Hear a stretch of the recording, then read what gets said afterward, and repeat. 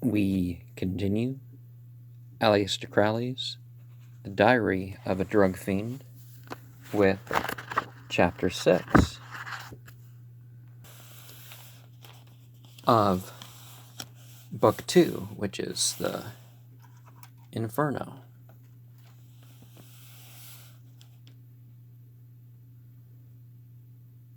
Cold Turkey, September 23rd.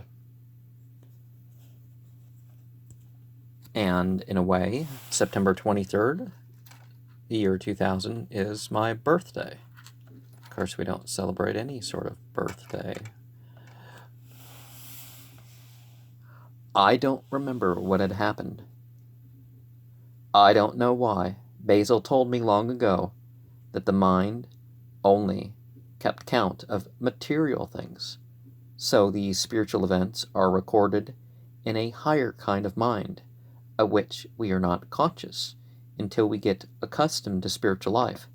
So all I can put down is that we had a complete success. The devil, of course, needs a human interpreter if he is to communicate with this world. And so he took possession of Peter. He has been preparing Peter to represent him. He will make Peter Pope, and I am to be in the Vatican disguised to help him, because he can't do without me. My own spiritual guide is named Caletiel. She is a wonderful being, wears peacock blues and greens. She has white wings like a swan, and carries a sheaf of many-colored flowers. What, Ahriman and Melektaus? What? She has long, loose, black curling hair down to her waist. There is a golden band around her forehead, studded with sapphires, with her name on it. I can always tell her by this. There has to be a token, because she changes size so much. Sometimes she is a tiny thing, not up to my knee, and sometimes she is 2 or 3 times as high as the North Tower. Peter and I are covered with blood. We came out of the circle before the devil had gone, and he scratched us all to pieces. Luckily, we got back before he killed us. But we lost consciousness and woke up a long while later. That's why we can't remember what happened. And, well, there's psychosomatic harm, you could say, but there's also confusing the planes, right? And if you realize the scratching and the peeling and the tearing off of your bones and your skin and all that stuff, when you're not physically attached to the vent, it's not quite the horror you think it is. I have some idea that I had a terrible quarrel with Peter, but I can't remember any details. I think he does, though, but he won't tell me.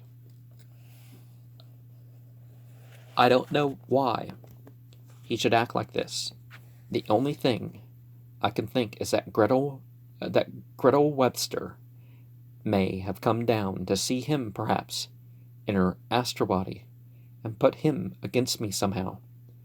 He was living on the sofa in his pajamas. I wanted to be kissed, and went over to him with some cocaine. But he didn't move. He looked at me with wide open eyes. There was some dreadful fear in them. And he said, "Black, the plague of the pit." Her pustules visibly fester. Of course, I know he didn't mean it, but I was hurt. I gave him the cocaine. It roused him.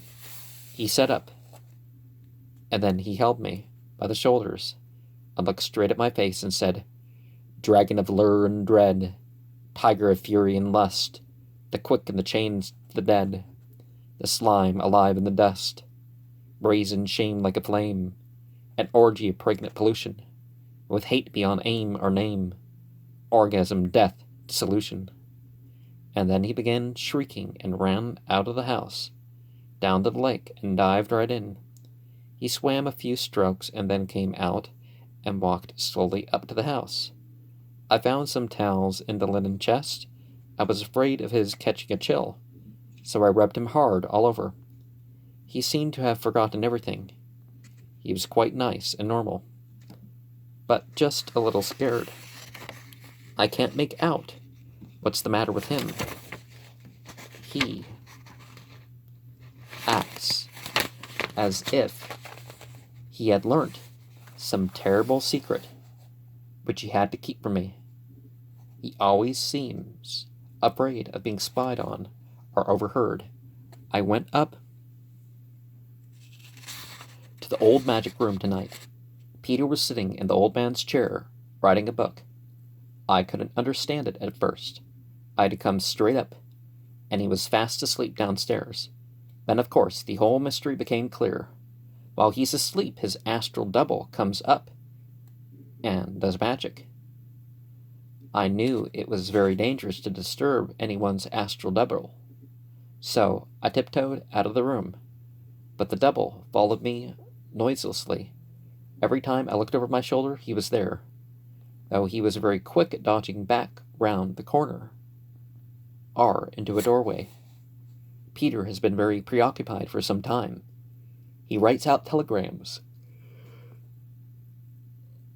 on forums and then tears them up, and then he seems to think that isn't safe, and picks up the pieces and burns them. I asked him about it, but he wouldn't say anything and got very angry. I think I know what it is, though. I found a sheet of paper which he had forgotten to destroy, a letter to the War Office, warning them against the German against the German plots, and telling them some things that have happened down here. I could hardly read it. His handwriting is absolutely gaga. He talks a great deal to himself. I overheard some of it. I think there may be a German spy in the War Office, and he is afraid to trust the post or telegraph. He kept on saying, "I'm at my wit's end." Then he went off into muttering about the plots against him. I am sure I could help him out, if he would only trust me. I wonder if it's all delusion on his part. He certainly has some funny ideas. For one thing, he pretends to see spiritual guides, which is impossible, because he's not pure enough. That's not how it works, and not all guides are towards such purity, right? Besides, the things he says he sees are all horrible and disgusting, but he says nothing at all now anymore. He begins to speak to me and checks himself. It is very dark tonight. Rain is falling. Peter has gone down to the lake with his gun. I've taken this book from its hiding place. I am horribly frightened. I had no appetite at lunch, and Peter wouldn't eat. He burst out in a hysterical appeal to me, reminded me of our love, and said he couldn't believe it was all a sham. Why had I gone into the plot to drive him to death? He doesn't eat because he thinks the food is poisoned, and when he saw that I wasn't eating it, it convinced him that I was in the plot against him. I tried to tell him this was all nonsense. I told him that I was not in any plot against him. It didn't set his mind at ease. I had to tell him my great secret, that I am the woman clothed with the sun in the book of Revelations, and that he must protect me. I proved to him that this was the only explanation. The reason why he couldn't live with me as my husband was that my angel had told me that I was going to bring the Messiah into the world. We went into a heated argument. I don't remember what happened, but as usual it turned into a quarrel. One must be concentrated on the spiritual life, so the slightest interruption from the senses, if it's only the wind in the trees, is a terrible irritating thing. Satan is the prince of the power of the air, it says in the Bible. So he sends these noises in the air to disturb my mind. How can I give birth to the Messiah if I am not caught up into the seventh heaven and unconscious of material things? Or at least using them purely, right? The world, the flesh, and the devil. 1 in 3, and 3 in 1. This evil trinity must be abolished. It knows that, and that's why it tries to interrupt me. Either by means of Peter are the pains of the body, are the sights and sounds of nature. Nature is under a curse because of sex. And so, this world is in the power of the evil one, but I am chosen to redeem it. And the Holy Spirit overshadows me and sends angels to guard me. That is how we got rid of the servant. Peter suddenly attacked me. He got me down and put his knee on my chest and tried to strangle me, but the angel smote him suddenly, and all his muscles relaxed, and he rolled over. His eyes were wide open, but I could only see the whites. That is a sign that he is now possessed by the devil, and that the angels are protecting me. He has fired 2 or 3 times, and now I see him coming up from the lake. I must hide this book, and then I will go to the garage and hide till the morning. Caletial tells me that this is the critical night. I will get into the big car under the sheet. He won't look for me there, and the angels will be on the watch. It came out all right. I slept on the seat of the car. I had a dreadful nightmare, and awoke sweating all over, and then I went to sleep again. I was with 6 angels who carried me through the air to a place which I mustn't describe. It is a great and wonderful mystery. It is an awful and miraculously wonderful to be the woman clothed with the sun. The sublimity of it could have frightened me only a few weeks ago. I have been gently and wisely prepared for my exalted position. This vision initiated me into the most marvelous secrets. When I woke, Caletiel came and told me that the crisis was over.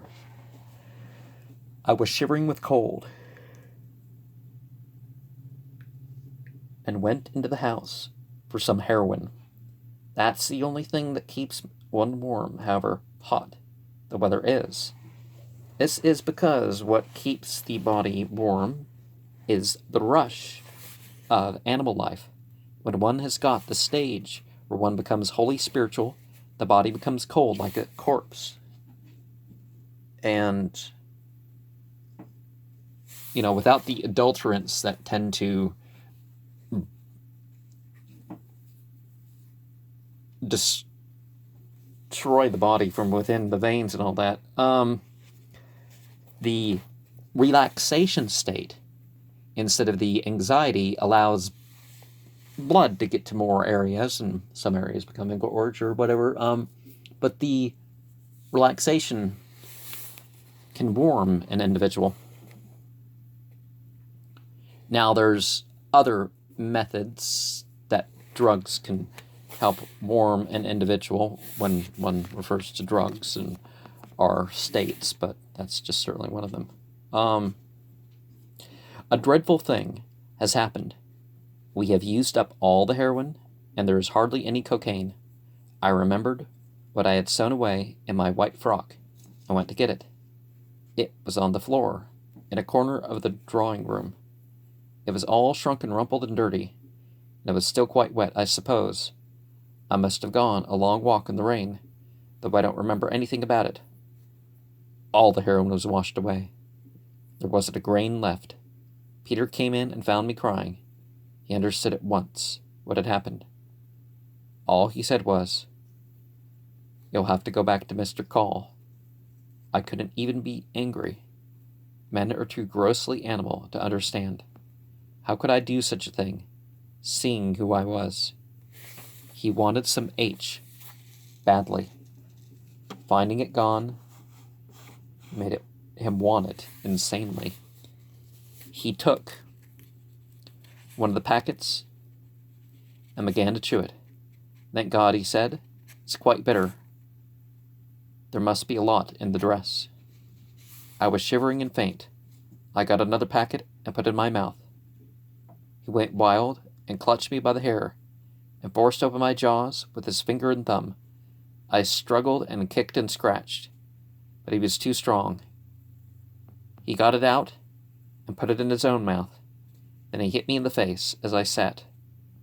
I went flat and limp and began to howl. He picked up the dress and the packets and started to go. I caught at his ankles desperately, but he kicked himself free and went out of the room with the dress.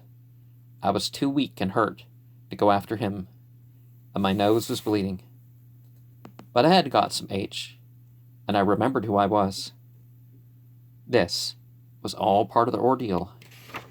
Any moment, I might manifest my glory, and he would fall down at my feet and worship me. After all, he has a wonderful destiny himself, like Saint Joseph. Or else, perhaps, he might be the dragon that will try to destroy me, and the Messiah. In my position, the actual H isn't really necessary any more than food is. The spiritual idea is sufficient. That, I suppose, is the lesson I had to learn. I had been relying on the stuff itself. It says in the Bible, angels came and ministered unto him. My angels will bring me the manna that cometh down from heaven. I am perfectly happy. It is sublime not to be dependent any more on earthly things. Caletiel came and told me to go and prophesy to Peter. So I will hide away the diary. I must think of a new place every time, else Peter will find out where I keep it, or the old man may be hunting around in his astral body and take it away. I have been very careful what I wrote, but he might discover some of the secrets and ruin everything. There's another trouble. I can only remember spiritual things clearly. The material world is fading out. It would be disaster if I forgot where I hid it. Basil would never forgive me. I will hide it in the chimney. Then I can always look up where I put it.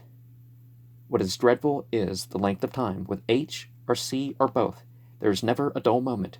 Without them, the hours, the very minutes, drag. It's difficult to read or write. My eyes won't focus properly. They have been opened to the spiritual world. They can't see anything else. It's hard to control the hands. I can't form the letters properly. This waiting is hellish. Waiting for something to happen. I can think of nothing but H. Everything in the body is wrong. It aches intolerably. Even a single dose would put everything right.